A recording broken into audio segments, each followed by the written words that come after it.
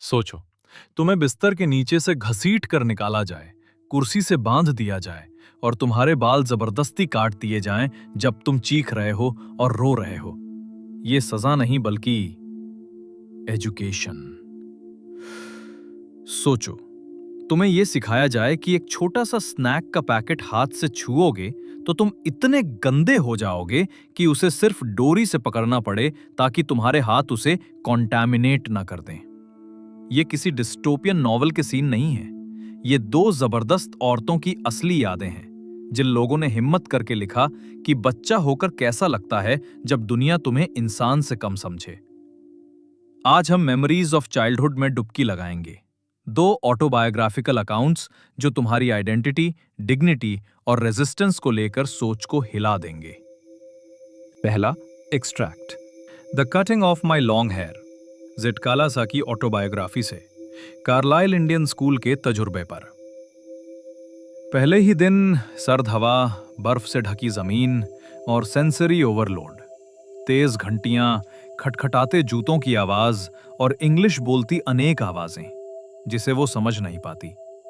वो इस हालत को बेडलम कहती हैं। एग्जाम के लिए एक की पॉइंट, वो कहती हैं कि वो खुद को सिक्योरली टाइड महसूस करती हैं, बिना फिजिकल बंधन के, यानी इन्वायरमेंट ही कंट्रोल का जरिया बन जाता है। अनजान जुबान, तेज आवाजें और सख्त डिसिप्लिन मिलकर उन्हें बेचैन और काबू में महसूस करवाते हैं। पहला बड़ा वाकया ब्रेकफास्ट पर होता है। ध्यान दो, यही असिमिलेशन की प्रोसेस को दिखाता है। उसे लाइन में खड़ा किया जाता है, बाकी इंडियन लड़कियां ऑलरेडी वेस्टर्न कपड़ों में, स्टिफ जूते, टाइट ड्रेसेस। उसका ब्लैंकेट ले लिया जाता है, सॉफ्ट मोकासिन्स की जगह स्क्वीकी शूज मिलते हैं। बेल सिस्टम समझ नहीं आता। एक बेल पर चेयर्स खींचनी, दूसरी पर बैठना, फिर एक आदमी प्रेयर बोलता, तीसरी बेल पर खाना। वो जल्दी बैठ जाती है और एम्बैरेस्ड महसूस करती है जब पता चलता है कि सिर्फ वही बैठी है। एक पेल्फेस वुमन उसे घूरती रहती है, जिससे वो और भी बेआराम महसूस करती है। घबराहट और डर में वो खाना नहीं खा पाती, रो पड़ती है। ये दिखाता है कि कैसे बोर्डिंग स्कूल्स ने रिजिड रूटीन्स और रूल्स से इंडिजिनस रीति रिवाजों को तोड़कर यूरोपियन अमेरिकन प्रैक्टिसेस थोपे। अगर हमारे वीडियोस आपकी मदद कर रहे हैं तो प्लीज लाइक और सब्सक्राइब कर दो। इससे हमें उन दूसरे स्टूडेंट्स तक पहुंचने में मदद मिलेगी जिन्हें इसकी जरूरत है। अब आता है सेंट्रल इवेंट, कल्चरल इरेजर की असलियत। उसकी दोस्त जुडेविन स्टाफ को सुन लेती है कि लड़कियों के बाल काटने का प्लान है। उनकी कल्चर में बाल बहुत मायने रखते हैं। सिर्फ पकड़े गए योद्धा या डरपोकों के बाल छोटे किए जाते और शोक मनाने वाले छोटे बाल रखते। जुडेविन कहती है, सबमिट करना पड़ेगा बिकॉज दे आर स्ट्रॉन्ग। पर ज़िटकाला सा मना कर देती है। वो रेजिस्ट करती है, एक खाली कमरे में बेड के नीचे छुप जाती है। नाम पुकारने पर भी जवाब नहीं देती। दोस्त ढूंढती रहती है पर वो चुप रहती है। आखिरकार वो मिल जाती है, घसीट कर निकाली जाती है, लात मारते हुए, खरोंच लगाते हुए कुर्सी से बांध दी जाती है और उसके बाल जबरदस्ती काट दिए जाते हैं। दो की कोट्स याद रखो, then I lost my spirit, बाल कटने के तुरंत बाद, और I was only one of many little animals driven by a herder. इस पूरे तजुर्बे की डीह्यूमनाइजेशन को दिखाता है। एग्जाम के लिए ये इंसिडेंट इंडिजिनस आइडेंटिटी को हिंसा से मिटाने का प्रतीक है। बाल उनके लिए आध्यात्मिक और सांस्कृतिक रूप से महत्वपूर्ण थे। उन्हें काटना सिर्फ रूल थोपना नहीं, बल्कि उनके अस्तित्व पर हमला था। इमोशनल प्रोग्रेशन, पहले विरोध, फिर शारीरिक संघर्ष और आखिर में आत्मिक हार। पार्ट 2, बामा की story, we too are human beings. दूसरा एक्सट्रैक्ट, बामा की ऑटोबायोग्राफी करोक्कू से है, जिसका टाइटल है we too are human beings. Bama एक छोटी दलित लड़की है, 3rd क्लास की स्टूडेंट, लगभग 8-9 साल की, स्कूल से घर जा रही है। ध्यान रहे, वो अभी तक कॉन्शियसली अनटचेबिलिटी को समझी नहीं, पर उसे जी जरूर रही है। उसका घर सिर्फ 10 मिनट दूर है, पर वो 30-60 मिनट लेती है। क्यों? स्ट्रीट लाइफ उसे रोकती थामती रहती है। Performing monkeys, snake charmers, street plays, puppet shows, coffee vendors, seasonal fruits और स्नैक्स। वो बड़ी मासूमियत और डिटेल से सब बताती है। एग्जाम नोट: ये लंबे डिस्क्रिप्शंस उसकी बचपनी मासूमियत और नॉर्मल क्यूरियोसिटी को सेट करते हैं, जिससे अगले पल की रियलाइजेशन और ज्यादा पावरफुल लगती है। एक दिन वो अपनी दलित बस्ती के एक बुजुर्ग को बाजार से लौटते देखती है।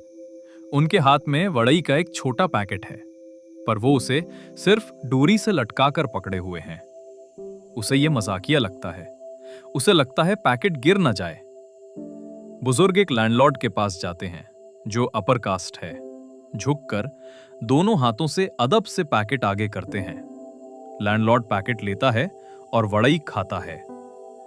बामा की पहली रिएक्शन बचपनी हंसी है। वो भागकर भाई अन्नन को बताती है, मजाक बनाते हुए कि बुजुर्ग कितने अजीब लग रहे थे।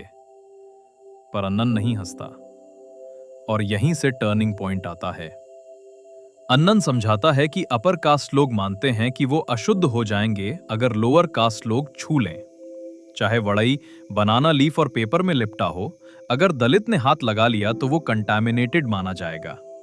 इसलिए बुजुर्ग को डोरी से पकड़ना पड़ा और इतनी सर्विलिटी दिखानी पड़ी। झुकना, दोनों हाथों से पेश करना। बामा एक क्लियर प्रोग्रेशन से गुजरती है। शुरू में उसे सब कुछ फनी और अम्यूजिंग लगता है, फिर जब उसके भाई सच्चाई समझाते हैं तो उसे अंदर से गहरा दुख और चोट महसूस होती है। आखिर में वही दुख गुस्से और सिस्टम के खिलाफ बगावत की इच्छा में बदल जाता है। ये दिखाता है कि बच्चे कैसे अपनी मासूमियत खो देते हैं जब उन्हें दुनिया की नाइंसाफी का एहसास होता है। इस पल पर बामा कास्ट सिस्टम को क्रिटिकली देखना शुरू करती है। वो पूछती है कि क्यों दलित को अपर कास्ट लोगों के लिए गिराने वाले काम करने पड़ते हैं। उसे समझ आता है कि उनकी कम्युनिटी को भी उतनी ही रिस्पेक्ट मिलनी चाहिए, वो भी इंसान हैं। और पैसा या कास्ट किसी को दूसरों से भला नहीं बनाता, ना ही किसी को हक देता है कि वो किसी के साथ बुरा बर्ताव करे। ये उसकी सोशल इनजस्टिस के प्रति अवेकनिंग है। उसके भाई समझाते हैं कि एजुकेशन कास्ट ऑपरेशन के खिलाफ सबसे बड़ा वेपन है। अगर दलित पढ़ाई में एक्सेल करें तो लोग उनकी एबिलिटी की वजह से रिस्पेक्ट देने पर मजबूर होंगे। बामा इस बात को दिल से लेती है और पढ़ाई को लेकर बहुत ज्यादा डेडिकेटेड हो जाती है, लगभग ऑब्सेसिव तरीके से। वो खूब मेहनत करती है और फर्स्ट रैंक लाती है। नतीजा ये होता है कि क्लासमेट्स उससे कास्ट नहीं बल्कि मेरिट पर दोस्ती करते हैं। यह दिखाता है कि एजुकेशन डिग्निटी और सोशल मोबिलिटी का रास्ता बन सकता है, लेकिन साथ ही यह भी बताता है कि ऑप्रेस्ड कम्युनिटीज पर यह कितना अनफेयर बोझ होता है कि उन्हें बेसिक रिस्पेक्ट के लिए खुद को बार बार प्रूव करना पड़ता है। तो इन दो कहानियों को टाइम एंड स्पेस के पार क्या जोड़ता है? दोनों में वो पल है जब बच्चे को समझ आता है कि दुनिया उन्हें अदर के रूप में देखती है।